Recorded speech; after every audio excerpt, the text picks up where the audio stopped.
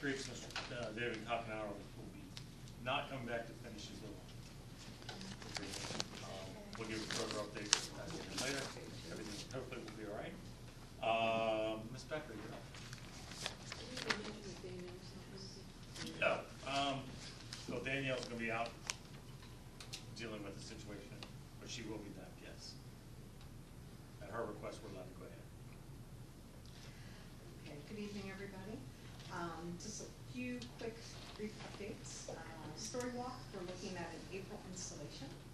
So we have some local people that are stepping up to help us with that, and we're looking forward to getting that in. We have an event on May 4th. That's our Whiskey Up Literacy, the Great Cake Bake, which will support our Dolly Parton Imagination Library Initiative. And current numbers are 214 registered, and we have 26 that have graduated out of that program. So, because they turned 5. And so our numbers continue to grow. And exciting news coming at a station near you soon.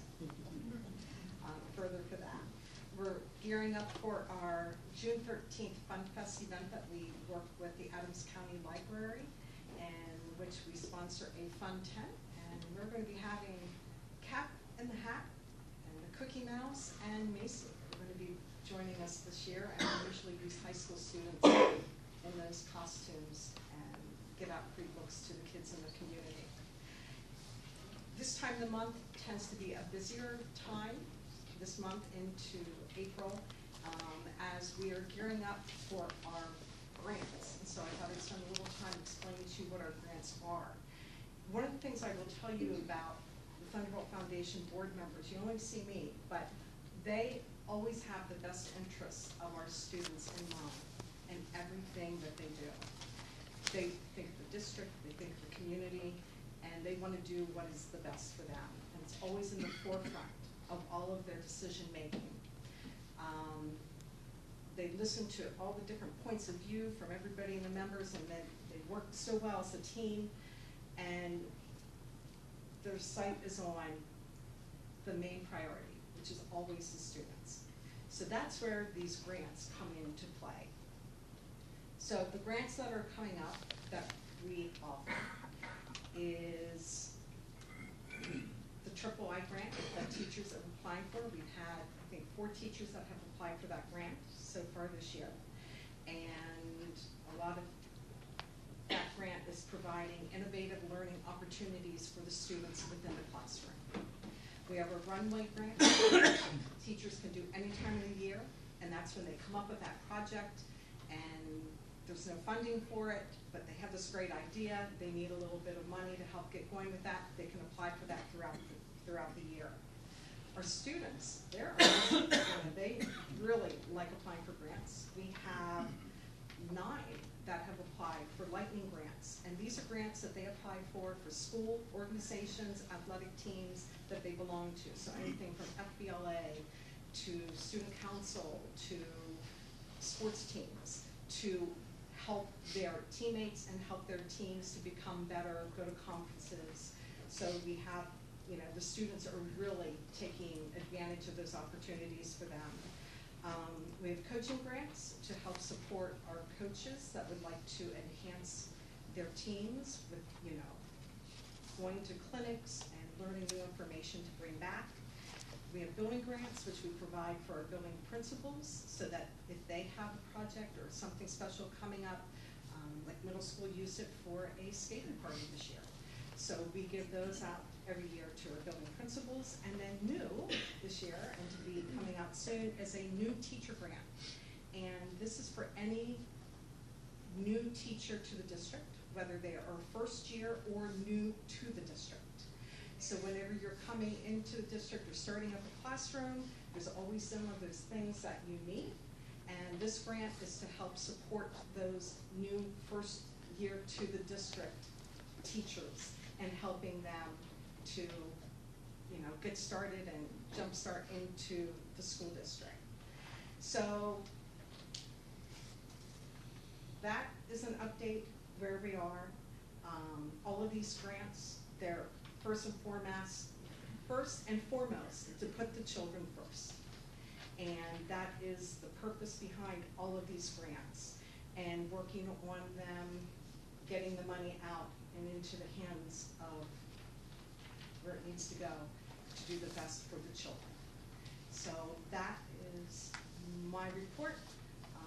We have a meeting this week, and I have a feeling that next month I'll have a very exciting report.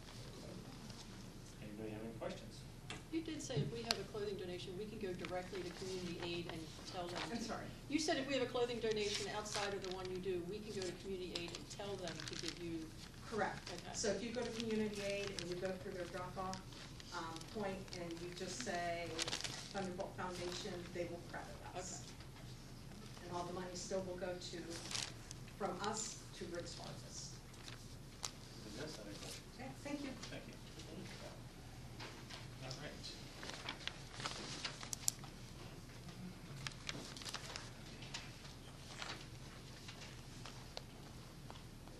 We now recognize the members of the public who have signed up to provide comment as stipulated in policy 903. When your name is called, please approach the podium, state your name, confirm that you're a resident or taxpayer in the district, topic of discussion for the record. Please direct your comments to the board as a whole, not an individual. We ask that you limit your comments to 5 minutes or less. The privilege to speak may be revoked, interrupted, or a recess of the meeting may be called by the chair if the speaker does not observe reasonable decorum and orderly conduct. Thank you. And no, okay. Ms. Yeager, for first place.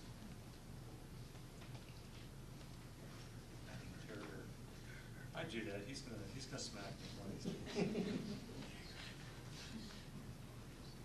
Sandy Yerger, yes, I am a taxpayer in this town. First, I just want to appreciate you for taking input from the community. I'm here actually to read something from another taxpayer in the community, Christine Demas, who has a class that she does every Monday night, but she really wanted this to be read, so I'm reading this for her. The Streisand effect is when you try to squash one thing and that attempt only brings more attention to it. In 2003, Barbara Streisand attempted to suppress the publication of a photograph showing her clifftop residence in Malibu. She tried to get it blocked, and by making a big deal out of a completely obscure photograph, she inadvertently drew far greater attention to her home. I bring this up because it reminds me of all the attention and fuss made over a colleague who has a YouTube account. I've looked at it, and it's just a petty, amateurish attempt to bring attention to someone's obviously insecure ego. The audio is awful, the pictures are poor, and it really is disjointed. That's putting it nicely. I'm sure all 46 people who looked at the site, most of us who heard about it in the Gettysburg Times, found it mind-numbing. I have 2 pieces of advice for the board. 1, ignore the YouTube page. Ignore it, it will fade away and simply remain as echo chamber for 5 like-minded followers. 2, take control of your narrative yourself. Start filming these meetings and post them on your own YouTube page. I read in the Times the estimate given for videotaping the meetings was like $30,000.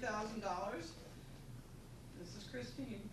I don't know what IT company is trying to take advantage of you, or who the dope smoking person who accepted that estimate as reasonable, but the reality is it would cost you less than $3,000 to set this up. First, write up a videotaping policy with just the answers to a few basic questions. Don't let your solicitor do it, just write it, just have them review it. Are the meeting broadcast live? How long after the meeting will you post the meeting in full? Do you post on YouTube or your own website? And finally, how long do you retain the video on the site? Don't overthink it, keep the lawyers at bay, just get it done. Here's the asterisk. Go out and buy the Meeting Owl by Owl Labs. Brand new, the most up-to-date version only costs $2,000. It's a plug-and-play unit. Setup is simple. You have a Zoom account, I'm assuming, for everybody. If you don't, it's $160 a year. YouTube is free. Posting to your website is free. I'm sure there's a kid in the school who can show you how to get it done. In summary, my advice is ignore the noise and you provide access to the single truth. Thank you. Okay. And Ms. Johnson.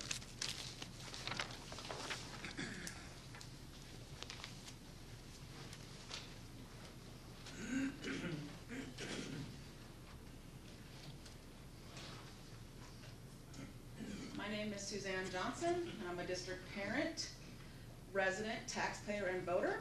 This is National Sunshine Week, which is observed to educate the public about the importance of open government and the dangers of excessive and unnecessary secrecy. This is extremely important when our school districts, public officials repeatedly violate the PA Sunshine Act, preemptively delete public records to avoid disclosure, and use other tactics to limit transparency. As public officials, you serve the public, yet somehow you think you have authority beyond what is provided by law. You are violating your legal obligations and responsibilities to the residents of this school district with your abuses of power and attempts to silence and intimidate the very taxpayers you are supposed to be serving. Last week, the school board president and superintendent illegally interrupted my Sunshine Act challenges. This violation of the Sunshine Act was particularly egregious because during the May 13, 2024 work session, the school solicitor already advised this board president that anyone can make a Sunshine Act challenge at any time during an open meeting. In that instance, Thompson the tyrant and our child porn solicitor permitted the use of a mirror that prevented the public from being able to see school board member Janelle Ressler in violation of the PA Sunshine Act. Following the board president's abuse of power last week, the gavel-wielding tyrant needs to correct the record by making a public statement acknowledging that pursuant to section 710.1c, any person can make a challenge of a perceived violation of the PI Sunshine Act at any time during an open meeting of this school board. I'm also extremely concerned by this district's standard operating practice to delete records to avoid disclosure. Regarding school board emails, in November 2024, Mr. Thompson indicated that solicitors from Stock and Leader advised board members to, quote, always delete them from the top, then you don't have anything to give anybody. These are public records we're talking about. This isn't the intent of the law put in place to ensure open government. According to the PA Office of Open Records, quote, improperly deleting or destroying agency records before or after a right-to-know law request has been filed could result in bad faith finding by a court or in criminal charges where appropriate. Why is this school district trying so hard to avoid transparency? In a break from prior precedent, Thompson the tyrant also decided that the June 10 and August 12, 2024 board work session agendas would prevent public access to the draft agenda and related documents for the following week's regular board session. This was a violation of the Sunshine Act because the work session's agendas didn't list each matter of agency business that would be or may have been the subject of deliberation at the meeting, such as the purchase agreements that were in fact discussed during the work sessions. These agenda omissions reduced transparency and accountability, limited public review, and suppressed public feedback. Another example of excessive and unnecessary actions to limit transparency is this board's implementation of recording guidelines that violate the PA Sunshine Act and freedom of the press rights in the First Amendment.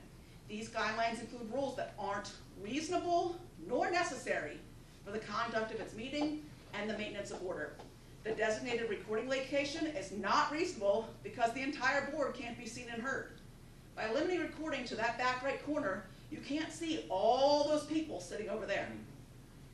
You also can't hear everything if you set up where the tripods are supposed to be set up because there's an air conditioning vent blowing down. These recording guidelines must be revised to include only rules that are reasonable and necessary. For example, the designated location is not necessary as parents of the students of the month and other community members have been recording from wherever they were seated without interfering with the conduct of the meeting or maintenance of order. Your repeated attempts to impede on our rights guaranteed by the U.S. Constitution, the PA Sunshine Act, and the Right to Know law will not be tolerated. As a board, you have failed to hold the superintendent and your fellow school board members accountable. 5 of you are running for re-election, and it's clear we don't need more of the same attempts to suppress transparency while approving new spending measures that increase taxes that aren't improving student outcomes when we look at the fact that we are the lowest in the county in terms of PSSA scores. I pray that voters will be better informed to elect school board members that will actually bring positive change that we need in the school district. Thank you.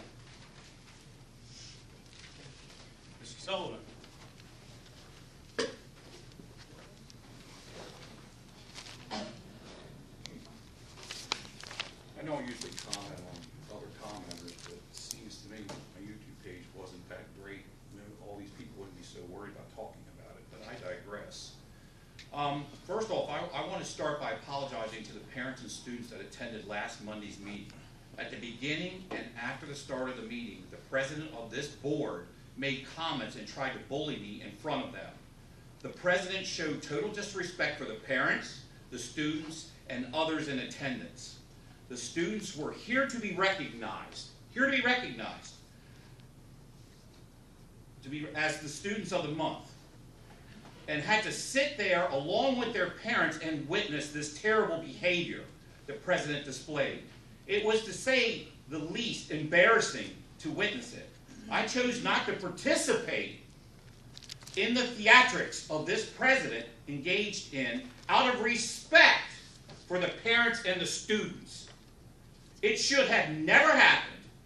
The question you have to ask yourself, Mr. Thompson, is how does this behavior benefit the students? I sure hope this never happens again. Now, I'm going to move on to this. The attack. At the February 10th, 2025 board meeting, I observed the following on video. At the 28-minute, 30-second mark, board president Carl Thompson pulled out his phone recording device and sat it on the table. At the 35-minute, 52-second mark, Dr. Mitchell pulled out his phone recording device from his suit jacket and was using it on the board table. At the 38-minute, 47-second mark, Carl Thompson was using his phone recording device again. At the 45-minute, 50-second mark, Janelle Ressler was using her phone recording device and propped it up on her district laptop. At the 47-54-second mark, Janelle Ressler again was using her phone recording device and again propped it up on the district laptop. At the 48-minute, 28-second mark, Brian Lawyer, and I'm not picking on Brian because he said let it go, but was using his phone recording device for almost 6 minutes. At the 51-minute, 9-second mark, Carl Thompson and Dr. Mitchell were both using their phone recording devices. At the March 10th board meeting, the following was observed. At the 25-minute mark, Janelle Ressler was using her phone recording device. At the 27-minute, 20-second mark, Janelle Ressler was using her phone recording device. At the 1 hour, 8-minute mark, Janelle Ressler was using her phone recording device. At the 1 hour, 45-minute, 22-second mark, board president Carl Thompson was using his phone recording device. At the 1 hour, 47-minute, 35-second mark, board president Carl Thompson was using his phone recording device. At the 1 hour, 48-minute, 49-second mark, board president Carl Thompson was using his phone recording device. At the 1 hour, 52-minute, 15-second mark, Janelle Ressler once again was using her phone recording device. From what I witnessed watching the February 10th, 2025 board meeting and the March 10th, 2025 board meeting, it should be noted in the minutes, is that their actions, meaning Dr. Mitchell, board president Carl Thompson, board members Brian Lawyer and Janelle Ressler, are in direct violation of the board policy guidelines recording public meetings dated August 19, 2024. I will now ask Mr. Thompson, Mr. Lawyer, Ms. Ressler, and Dr. Mitchell, as a result of these of the information shared by me today, to please comply with the board guidelines and move any and all recording devices, phones, in their possession to the designated recording area.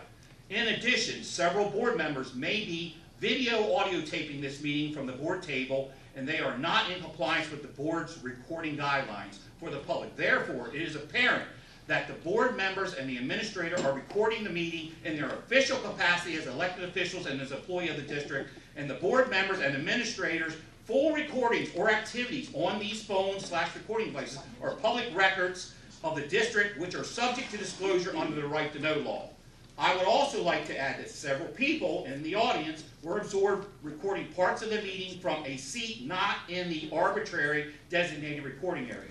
These individuals have never been approached or gone after for their blatant disregard for the so-called recording guidelines set up by several over-controlling board members. If you're going to say you have an arbitrary rule, then I expect the same scrutiny as you have had for me. Seems this president has an agenda against the First Amendment, and it's clearly limited to me and Suzanne Johnson, not everyone else.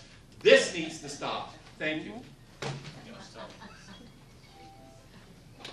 Okay.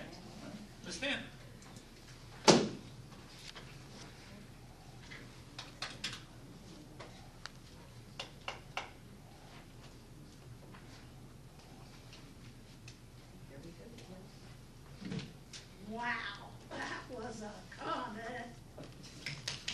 My name is Jenny Stanton. I am a resident of this school district. I'm a senior citizen, and I pay a ridiculous amount in taxes. I don't have a kid in this school, but I pay ridiculous taxes. And y'all wanna raise taxes some more when you have a budget that you have surplus. But I'm gonna park my car in that spot some other time. I took the time since last Monday when I spoke to you, and I looked up some of your policies. And this is what they've got going all the way around the board. Anybody sitting on that side of that blue curtain. I looked up your guidelines about answering emails. Ooh, this is worse. According to your own 3-step guidelines, you are supposed to answer emails within 2 business days.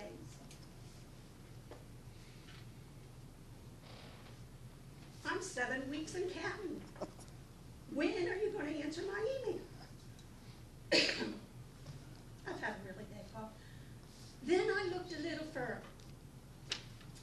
And I looked at your school board policy on harassment. And this school district, 0 tolerance, nilch, none of it, nothing, no harassment.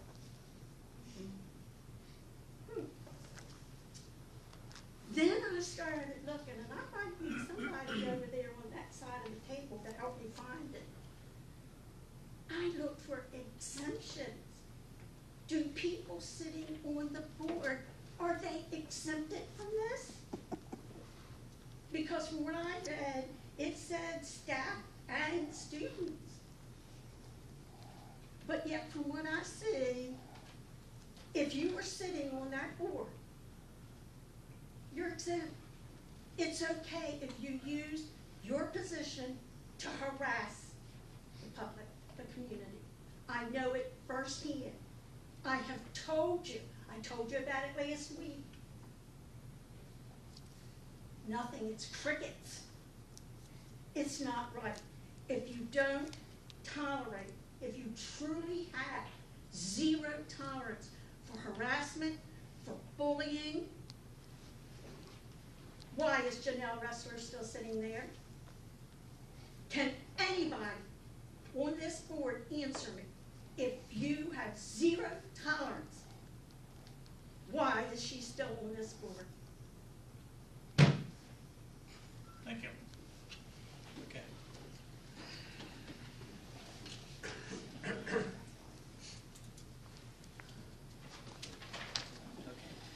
All right, I need a motion to approve the regular board meeting minutes from February 10th. So moved. Nick Marvel, second. Any discussion? Hearing none, all those Oh, wait a minute, what are you on here, all of them? I'm going down, as always, 1, 2, 3, and 4. Okay, well, I have discussion on February 10th, 2025. Well, that's where we're at. If you let me finish my statement, then we can move on. Okay, we'll get a first and second. Do I hear any discussion related to, and again, we're following the policy of question first, then any supporting comment after that.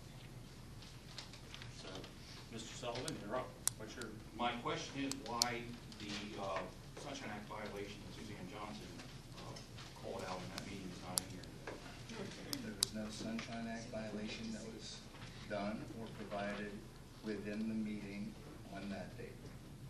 Okay. That's an answer. Okay. Any further discussion? I do have a further discussion on that. Can we mingle these together a little bit, or do we have to wait? We're doing one at a time. Okay, well, I just want to make a note here, since we're on it right now.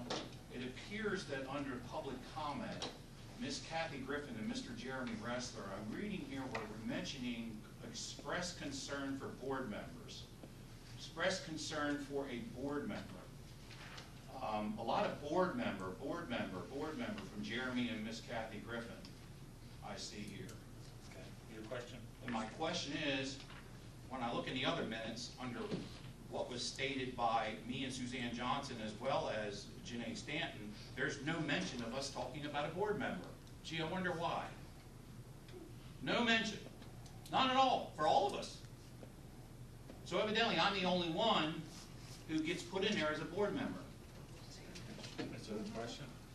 It doesn't have to be a question. I'm making a statement here.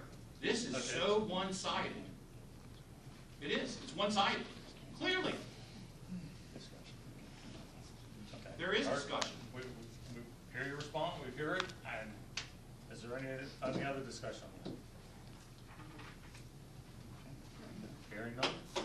All those in favor signify by saying aye. Aye. Opposed? Opposed. I need a motion to approve the curriculum, co-curriculum policy on March 4th, 2025. Nick also moves. Steve Yoder, second. Any discussion? Yes. Okay. Your question? No.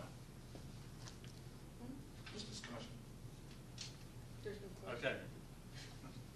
Why? Can I discuss it? Questions?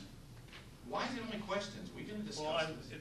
if you're having a discussion, this usually starts with a question, and then you further out, so, but you want to go straight to the discussion, so, go ahead, Mr. Sullivan, what do you? I just want to get in, once again, since we're on this right now, I want to make a note for the record. It says Suzanne Johnson expressed concerns over policy, social media, First Amendment rights, and board accountability. Dwayne Sullivan expressed concern over First Amendment rights and sunshine law. Nowhere in there does it mention the board members we were talking about, or board member we were talking about. Nowhere in there. Okay.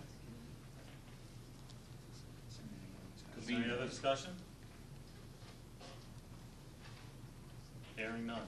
All those in favor signify by saying aye. Aye. Opposed? Opposed. Need a motion to approve the finance, property, and supply, March 4th, 2025. So moved, Mary Brenda. Nick second. Any discussion or questions? Hearing none. All those in favor signify by saying aye. Aye. Opposed? Motion carries. The work session of March 10th, 2025. Nick also moves. Steve Yoder, second. Any discussion? Yes. Okay. Again, I want to go back to the 3/10/2025 board minutes. I'm going to go under public comment.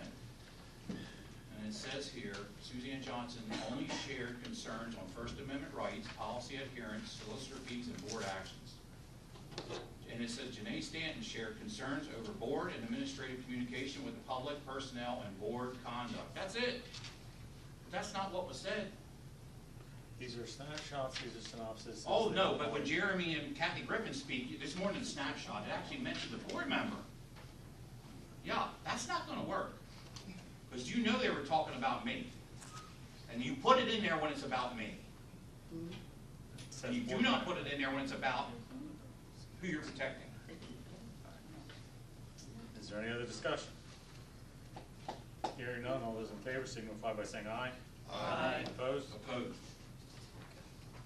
I would Steve, like to you're up. voice the Sunshine Act challenge. Yes.